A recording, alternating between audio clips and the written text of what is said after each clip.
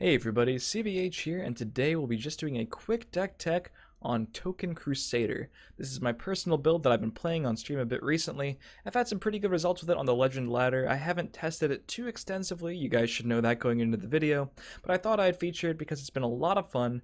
Run some cards that you don't see too often on the competitive Legend ladder nowadays, but I do think this deck has some serious potential, and as I've mentioned a few times in recent videos, a lot of the Crusader decks you'll be seeing on the ladder are a little bit slower than this. They're a little more mid-rangey, even a lot of control Crusaders. This is definitely not a control deck, so if you're looking for a different, interesting way to play Crusader as a class, this is definitely one direction to go in.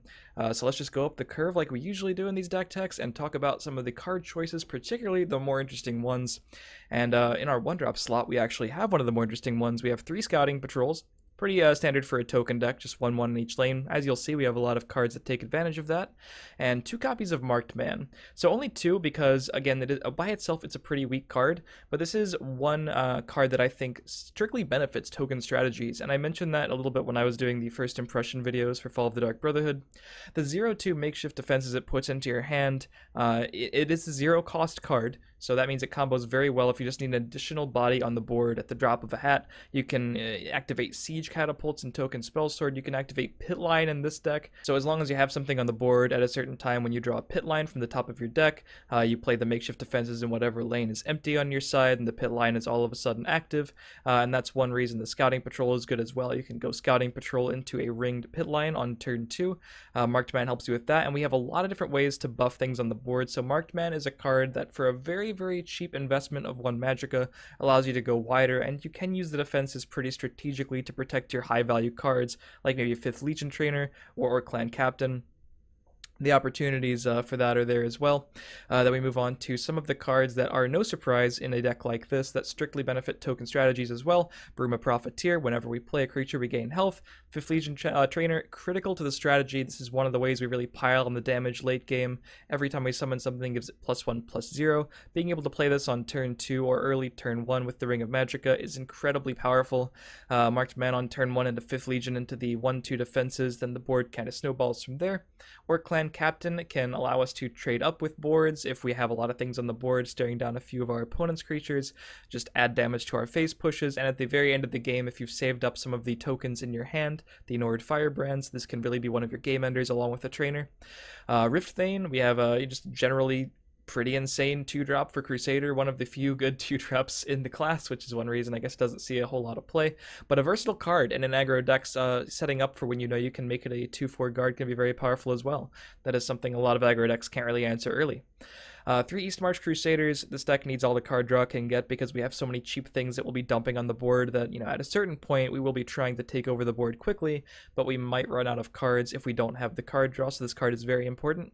Pit Line, one of our main beat sticks in the deck. Now, of course, like I mentioned, you have the Scouting Patrols and the Marked Men, and you just put a bunch of things on the board, period, so this card should not be dead a whole lot, so a 5/5 body being put on the board early is often too much for most decks to handle. 3 copies of Raiding Party, so this also synergizes very well with the 5th Legions, the Orc Clan Captains, and that's one way you'll find that you're probably going to be ending a lot of games. If they happen to go late, a lot of games you'll be trying to win, you'll just be getting the board very early with a bunch of creatures, you'll be buffing them with the other cards, dealing a lot of damage. Talking about some of the other ways we can capitalize on that as we get further down the curve. But if the game goes super late, you might be stockpiling Nord Firebrands in your hand with Raiding Party and Markarth Bannerman, and then saving 5th Legion Trainer or Clan Captain, maybe you have a Divine Fervor up, and in combination, all of those cards can lead to some pretty insane Nord Firebrand burst finishes.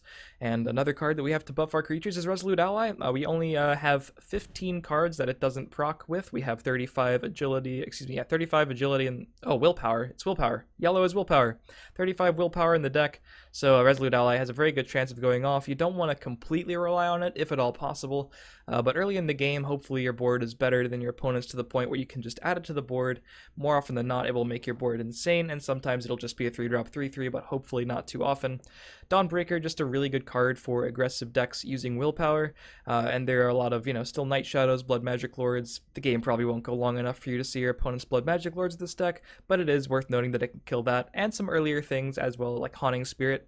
But yeah, if you're wondering if you need this card 100% to play this deck, you don't, but if you have it, it's a perfect inclusion in the deck. Moving on to Earthbone Spinner, one of the best silences in the game. Hive Defender, one of the best guards in the game, and while this deck is trying to end the game fairly quickly, turn 4 is a perfectly fine time to play a 3/6 guard that can take over a lane. You will have to defend against other aggro decks as well as protect your high-value 2-drops like 5th Legion and Orc Clan Captain. Another good 4-drop we recently just got in the Fall of the Dark Brotherhood as well. Just another powerful card from the expansion for aggressive willpower decks and defensive willpower decks too. The Black Dragon is just very good. Especially at combating all of those sanctuary pets out there. The effect is pretty much irrelevant, and I think we would be playing it if it were a 4-drop 5/5 regardless. The immune to lethal effect is very good, but the slay effect, you probably, again, won't be going too long in a game to where the fact that you're discarding your opponent's cards will matter too much.